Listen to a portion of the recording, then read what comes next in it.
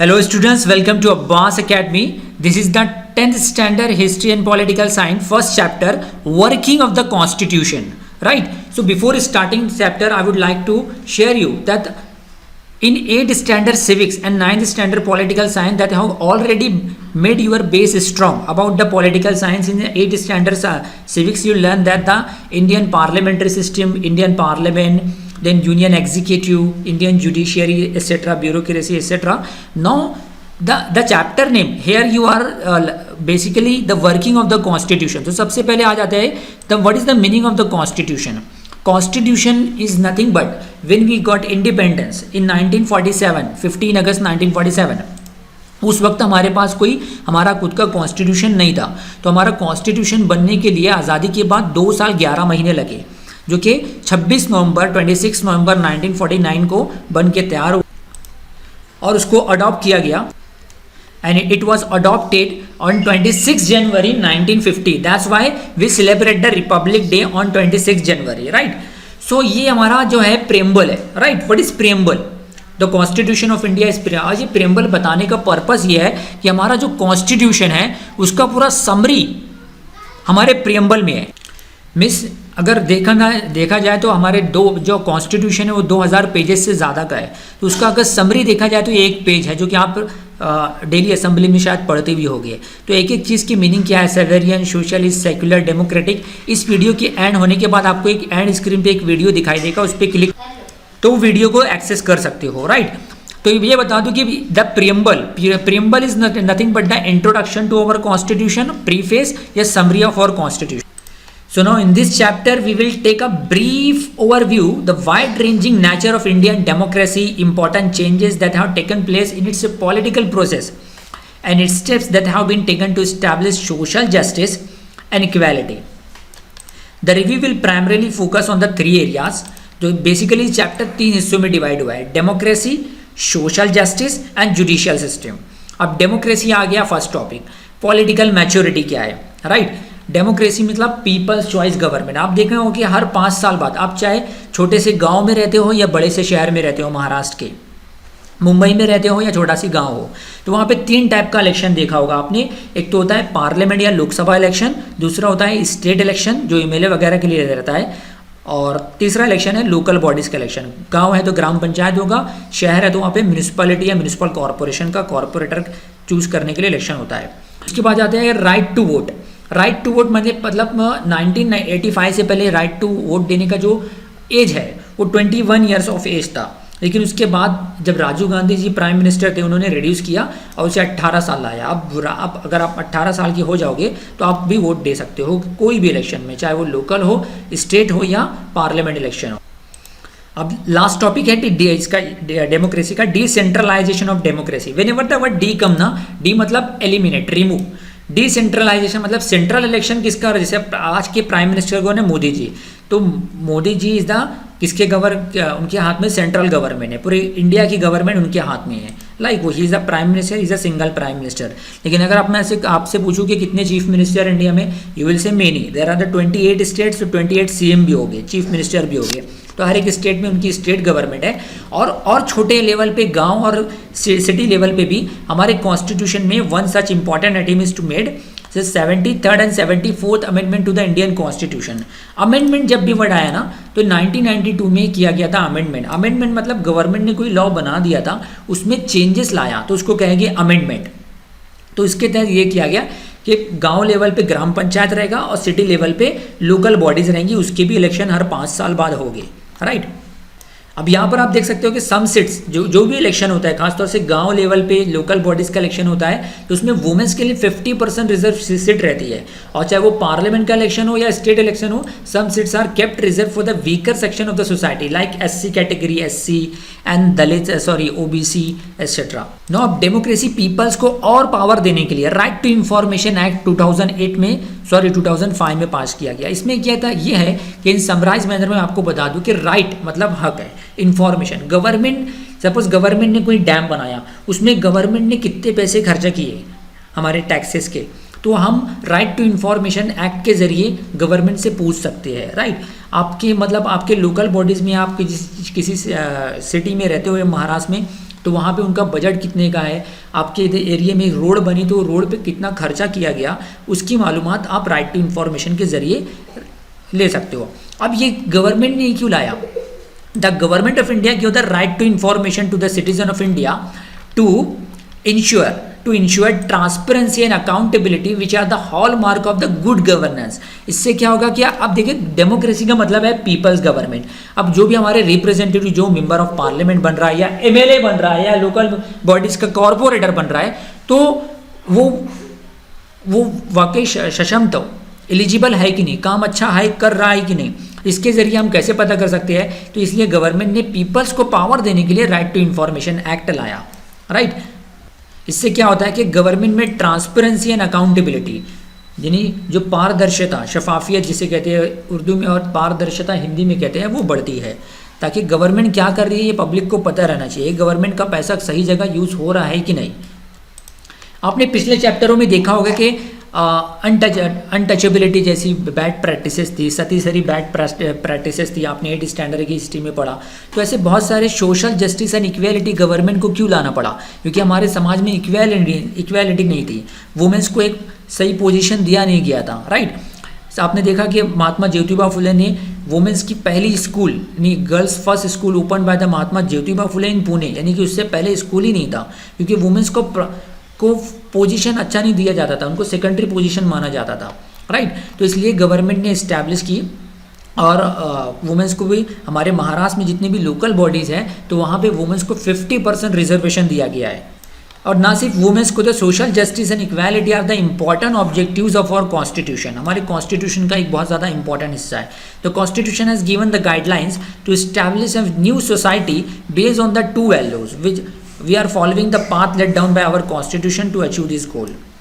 So that is social justice and equality, कि justice भी रहता है to establish a social justice to is remove the social condition which are responsible for injustice and insist on the equality of dignity of all individual.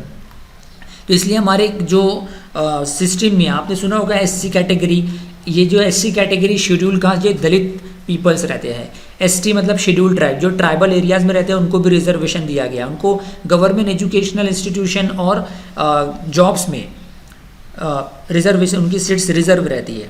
इस तरीके से policy of reservation of seats, policy of reservation seats जैसे मैंने बताया कि उनके लिए उतनी एम्प्लॉयमेंट और एजुकेशन इंस्टीट्यूट में फिक्स है, ताकि accordingly in education institution and in government service some seats are kept reserve for scheduled caste and scheduled tribes.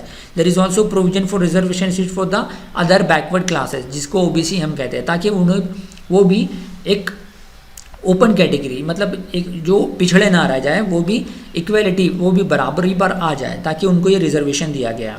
इसके अलावा गवर्नमेंट ने सोशल जस्टिस के लिए एक लॉ पास किया था, आपने सुना होगा, scheduled caste and tribes prevention and atrocities act. Atrocities मतलब किसी पे अत्याचार करना, जैसे कि जैसे मैंने बताया कि दलितों के साथ आज़ादी से पहले बहुत अत्याचार होता था। डॉक्टर बाबा साहब अम्बेडकर ने अपनी पूरी ज़िंदगी उनके राइट हासिल करने के लिए, उनके राइट के, उनके साथ जो अत्याचार होते थे उसके खिलाफ उनकी ज़िंदगी भर उनसे लड़ी, और आगे चल के उन्होंने अपना रिलीजन ही चेंज कर लिया, right. So this is the important act for establish social justice and equality. This act prevents any injustice against the people belonging to scheduled caste and scheduled tribe, and any act of atrocity committed against them is liable to punishment. आपने सुना होगा untouchable है, untouchable मतलब कि अगर दलित people किसी को touch कर ले तो उनको अशुद्ध माना जाता था। तो इसलिए अब गवर्नमेंट ने यही लाया कि अगर कोई भी किसी दलित को, लोअर कास्ट पीपल को बोलता है कि तुम यू आर द अनटचेबल्स, तो it is a criminal, it is a crime in the I of law. ये कानून की नज़र में एक क्राइम है, इसके तहत बहुत सीवियर पनिशमेंट आपको हो सकती है। तो इसलिए गवर्नमेंट ने ये लॉ लाया कि अब कोई किसी को तो बोलेगा नहीं कि तू छोटी जात का है, छोटा है तू, अंडरस्टैंड, और तू अनटचेबल्स है। It is a criminal, it is a crime in the I of law, right. Now provisions for minorities. अब माइनॉरिटीज़ है क्या? माइनॉरिटीज़ मतलब वो पॉपुलेशन किसी भी इलाके में या किसी रिलीजन वाइज माइनॉरिटी है, उनका क्वांटिटी बहुत कम है या उनकी लैंग्वेज बहुत कम बोली जाती है, तो वो माइनॉरिटीज़ गिने जाते हैं। The Indian constitution prohibit discrimination on the basis of caste, region, race, language and regions. region. This comprehensive provision for the minorities which fundamentally protects their right to equality, freedom right against exploitation and cultural and educational right. आपने हमारे constitution में article 28 and 29 के तहत religious minorities on the basis of religion and on the basis of culture and language दी गई है, right कि minority को ये राइट्स है कि वो अपनी एजुकेशनल इंस्टीट्यूशन को प्रैक्टिस कर सके, ओपन कर सके, उसे चला सके. Now next important topic, laws relating to the women's and provision for representation. देखिए आज़ादी के बाद in the post independence period efforts were made by for empowering women. Empowering women मतलब वुमेन्स को ज़्यादा पावर, वुमेन्स को ज़्यादा ताकत और शक्ति देने के लिए taking into consideration the problem of women. अब वुमेन्स के जो रिलेटेड प्रॉब्लम्स क्या है, the right to an equal share in the property of the father and husband, कि उनको राइट टू इनहेरिटेंस यानी अगर ऐसे बाप की डेथ हो गई तो लड़कियों को वो जायदाद का हिस्सा नहीं दिया जाता था, उनको कम दिया जाता था. तो ये कानून लाया गवर्नमेंट ने ताकि उनको भी बराबर राइट मिले, इक्वल राइट मिले.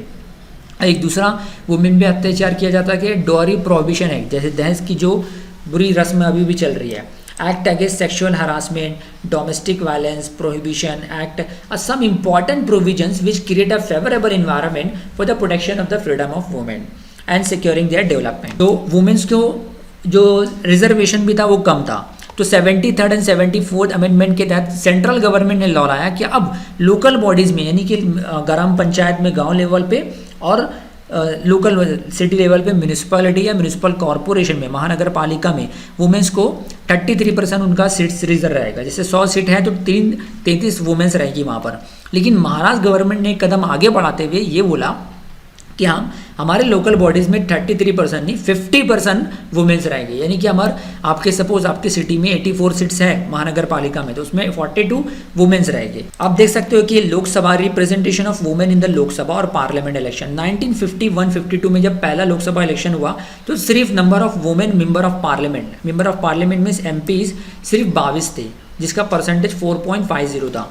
वो बढ़ते अभी इस साल 16 में 16वीं लोकसभा में 2014 में 66 women have secured participation out of 545, 12%. तो ये इस साल मतलब 2014 का जो लोकसभा में उसमें बहुत ज़्यादा हुआ और सबसे कम था आप देख सकते हो, सबसे कम 1977 में था. तो last and important topic is the role of judiciary. अब जुडिशियरी का इंपॉर्टेंस बताने के लिए मैं एक और चीज़ बोलूँगा कि इस वीडियो के एंड होने के बाद ही 8th स्टैंडर्ड का जो 4th चैप्टर है इंडियन जुडिशियल सिस्टम, वो आप देख सकते हो. उसमें मैंने बहुत अच्छे से एक्सप्लेन करके दिया हूँ कि जुडिशियरी का रोल है. बस इतना बता दूँ कि Indian judiciary have that much power कि in India the judiciary is superior then the legislature as well as executive.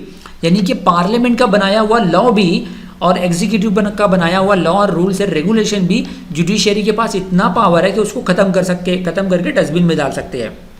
For example मैं आपको बता दूं कि 2016 में मोदी गवर्नमेंट ने लाया था कि आधार बिल को मैंडेटरी पास किया था, लेकिन सुप्रीम कोर्ट ने जजमेंट दिया कि राइट टू प्राइवेसी, क्योंकि आधार में हमारी बायोमेट्रिक और डेमोग्राफिक डिटेल्स होती है, उसको कोई मिसयूज कर सकता है, तो इसलिए राइट टू प्राइवेसी के अगेंस्ट में जा रहा था. Right to privacy is a part of our fundamental right, freedom right का पार्ट है. तो इसलिए सुप्रीम कोर्ट ने हमारे कॉन्स्टिट्यूशन को इंटरप्रेट करके बोला कि ये it is illegal, it is the violation of the fundamental right of the people, it is the violation of the Indian constitution.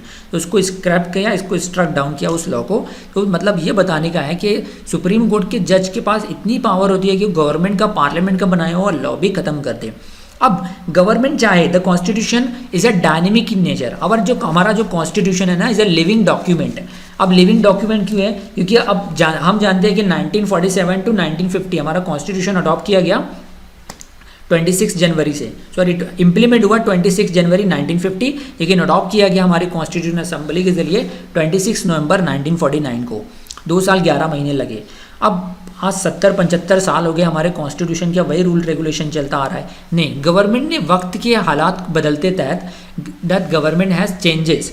The constitution has to change according to the changing condition and the parliament has a power to make these changes. Parliament ने उसमें changes भी किया है, जिसको कहते हैं amendment to the constitution. यानी अगर कोई खराब प्रोविजन है तो उसको निकाल दिया. जैसे कि आपने देखा कि लास्ट ईयर आर्टिकल 370 को गवर्नमेंट ऑफ इंडिया ने, मोदी गवर्नमेंट ने स्क्रैप किया, ख़त्म किया. अब now Jammu Kashmir is no longer a state, it is become the union territory, है ना। Jammu Kashmir is divided into union territory Jammu as well as Ladakh. तो पार्लियामेंट के पास पावर है, लेकिन ये अभी अमेंडमेंट यानी कि चेंजेस कर सकती है parliament except the basic structure of the constitution. Now the what is the basic structure, basic structure को छू भी नहीं सकती है, राइट। बेसिक स्ट्रक्चर में कोई चेंजेस नहीं कर सकती है गवर्नमेंट। वो क्या क्या है, republican and democratic form of government, यानी कि हमारा कंट्री डेमोक्रेटिक है। रिपब्लिकन यानी head of the state is elected, president is elected.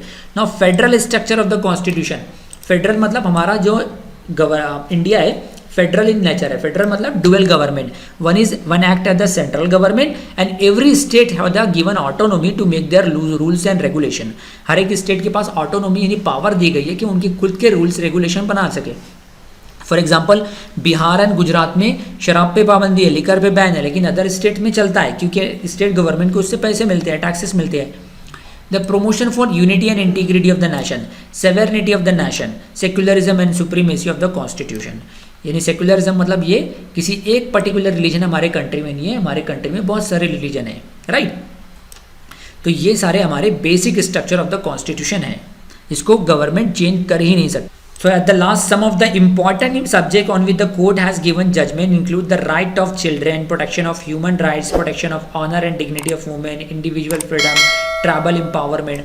आज देखिए आज के अभी जो किसानों का आंदोलन चल रहा है, किसानों ने सुप्रीम कोर्ट में गवर्नमेंट के इस लॉ के खिलाफ डाली है याचिका। अगर सुप्रीम कोर्ट बोल दे, सुप्रीम कोर्ट जजमेंट दे दे कि ये लॉ सही नहीं है, तो उस लॉ को गवर्नमेंट को हटाना पड़ेगा, राइट। ये मैं बताना चाहता हूँ। So in the next chapter we will study the election process in India. तो don't forget to like this video and subscribe our channel Abbas academy. Thank you. So after watching this video you can able to use all the answers of this question, like Maharashtra that the 50% reserve hai, which of the following laws created a favorable environment for women to secure the freedom and self development, बताओ। that is a Dowry Prohibition Act, right। so इस तरीके से सारे answer आप सारे answer दे सकते हो इस वीडियो के देखने के बाद। Thank you.